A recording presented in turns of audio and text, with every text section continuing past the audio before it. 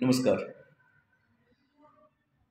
संस्कृति की अवधारणा के अंतर्गत आज हम संस्कृति की प्रमुख परिभाषाओं की बात करेंगे, लेकिन मुख्य विषय पर आने से पहले हम पुनः इस बात को ध्यान रखेंगे कि संस्कृति शब्द संस्कृत भाषा के संस्कार शब्द से लिया गया है।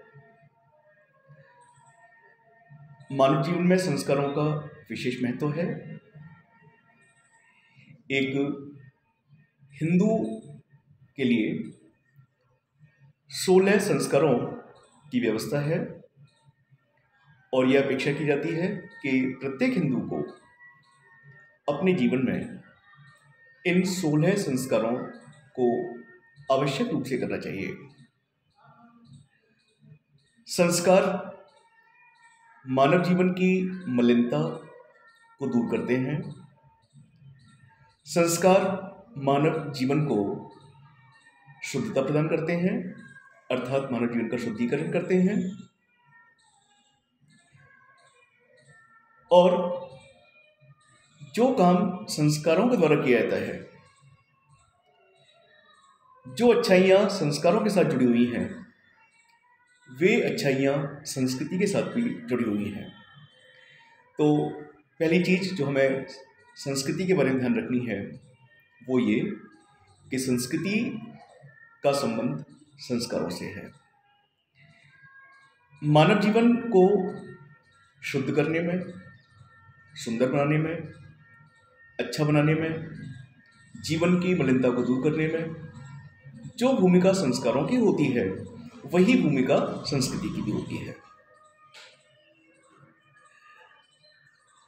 मानव और पशु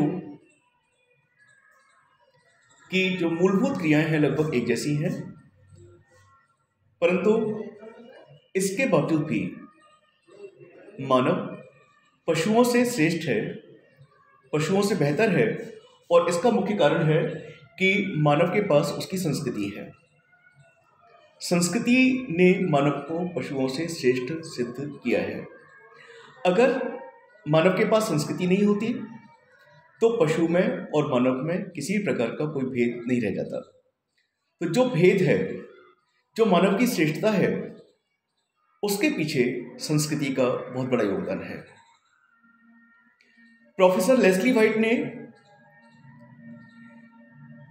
इस बात का उल्लेख किया है कि मानव के पास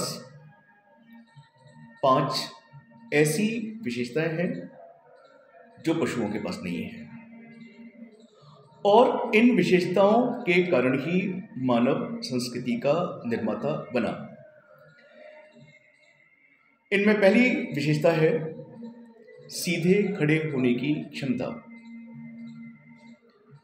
दूसरी मानवीय विशेषता है स्वतंत्रता पूर्वक घुमाए जा सकने वाले हाथ। तीसरी विशेषता है तीक्ष्ण और केंद्रित दृष्टि। चौथी विशेषता है मेधावी मस्तिष्क। और 5वीं विशेषता है प्रतीकों अथवा भाषा का प्रयोग।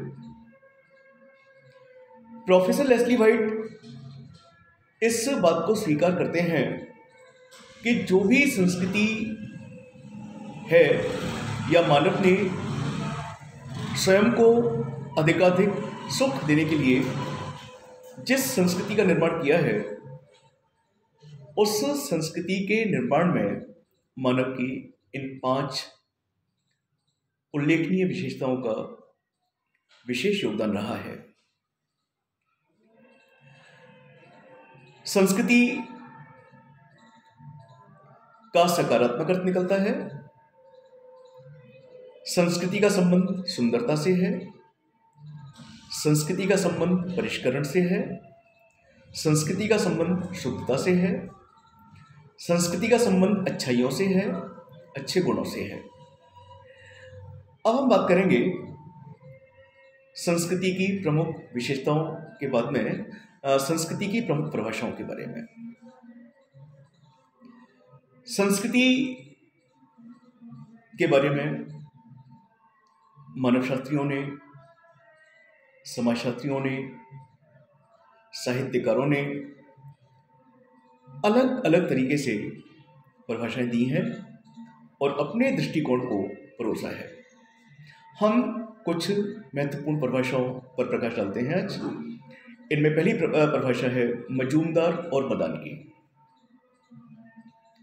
मजूमदार और मदान के अनुसार संस्कृति लोगों के जीने का ढंग है। Culture is a way of living of man. Culture is a way of living of the people.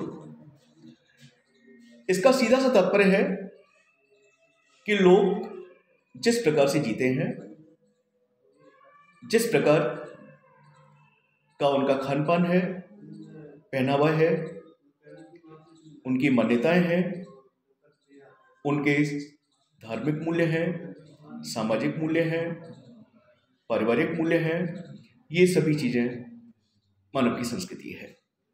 तो संस्कृति लोगों के जीने का ढंग है, ऐसा मानना है मजूमदार और मदान का।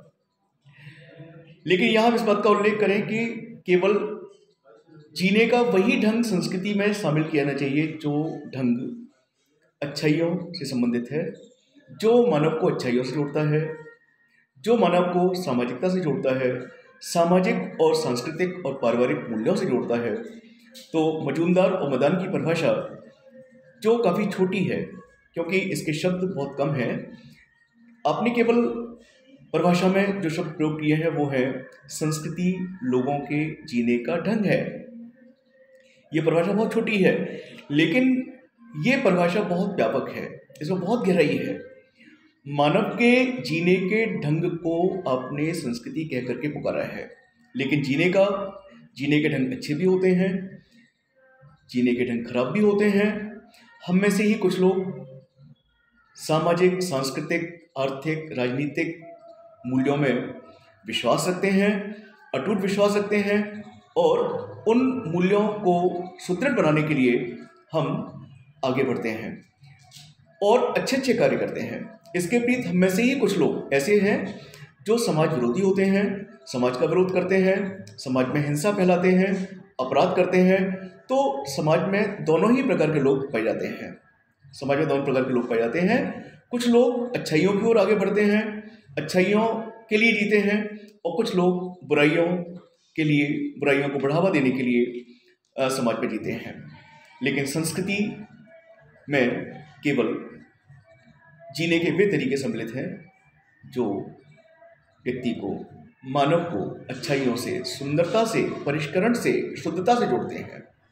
तो इस प्रकार से मजूमदार और मदान की संस्कृति की परिभाषा अपने आप में बेहद महत्वपूर्ण है। संस्कृति की दूसरी परिभाषा हरस्कोविट्ज की है। आपके अनुसार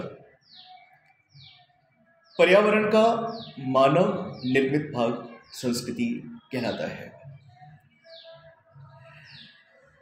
इस परिभाषा के शब्द भी बहुत छोटे हैं, बहुत कम है।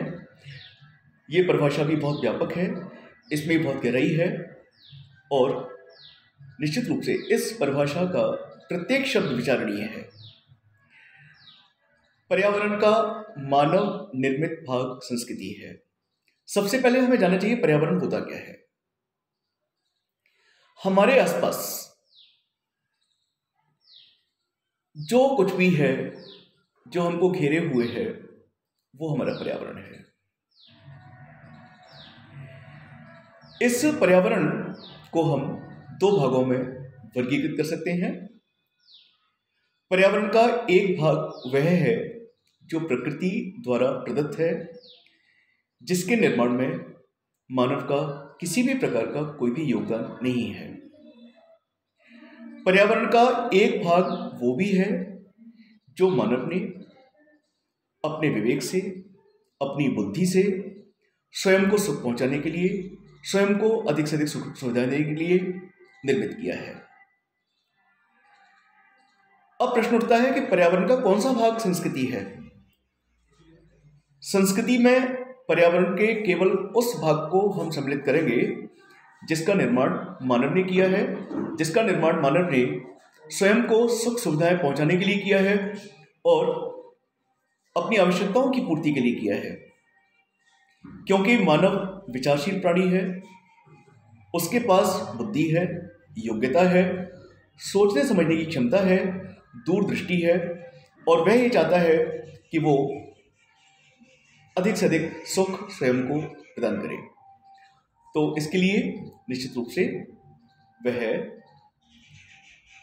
निरंतर प्रयासरत रहता है, निरंतर खोज करता रहता है, निरंतर आविष्कार करता रहता है। तो पर्यावरण का वो भाग जो मानव ने बनाया है, जैसे कुर्सी, मेज, पंखा, मशीन, दीवारें, भवन, जो भी कुछ मानव ने बनाया है वो सब संस्कृति है, ऐसा हर्स्कोविट्ज का मानना है। तीसरी परिभाषा टेलर की है, मैं इसे इंग्लिश में कोट करना पसंद करूंगा। Culture is that complex whole which includes knowledge, beliefs, arts, morals, laws, customs, and any other capabilities and habits acquired by man as a member of society is called culture। Taylor ने संस्कृति की परिभाषा के लिए जो शब्द use किए हैं उसका हिंदी रूपांतरण कुछ इस प्रकार है। संस्कृति वह समग्र जटिलता है जिसमें ज्ञान, विश्वास,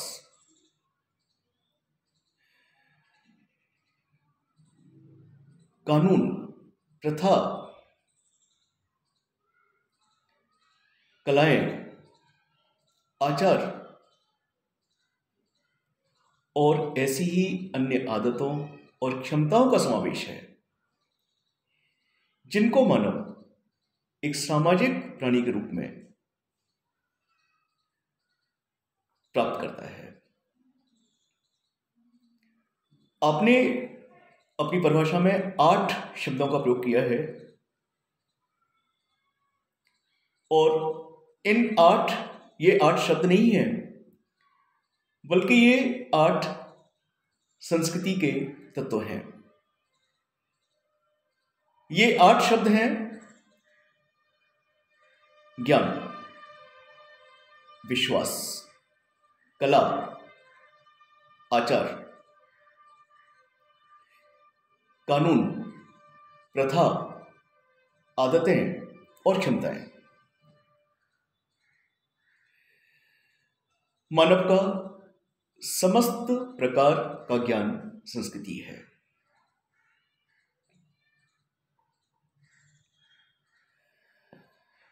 मानव के समस्त प्रकार के विश्वास उसकी संस्कृति है।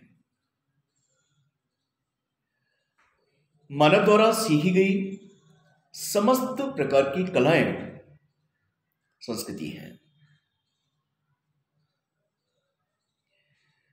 मानव के द्वारा स्थापित समस्त आदर्श नियम, समस्त प्रतिमान, समस्त आचार संस्कृति है। समस्त प्रकार की मौखिक और लिखित कानून संस्कृति है।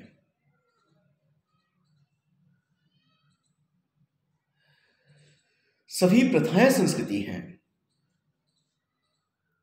मानव की सभी अच्छी आदतें संस्कृति हैं। मानव की समस्त क्षमताएं संस्कृति हैं। तो इस प्रकार से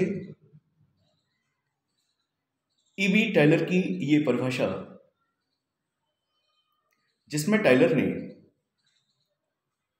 8 विशेष शब्दों को सम्मिलित किया है संस्कृति की व्याख्या करने के लिए, संस्कृति के बारे में बताने के लिए, बहुत महत्वपूर्ण है। एक बार पुनः हम इस बात को रखें दिमाग में कि संस्कृति मानव जीवन के लिए बहुत महत्वपूर्ण है मानव ही संस्कृति का निर्माता है। संस्कृति मानव को शुद्धता, परिष्करण, सुंदरता से जोड़ती है।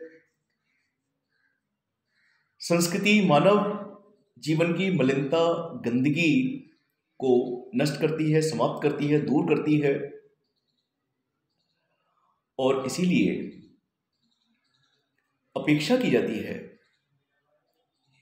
कि प्रत्येक व्यक्ति का अपने सांस्कृतिक मूल्यों में अटूट विश्वास होना चाहिए। जो व्यक्ति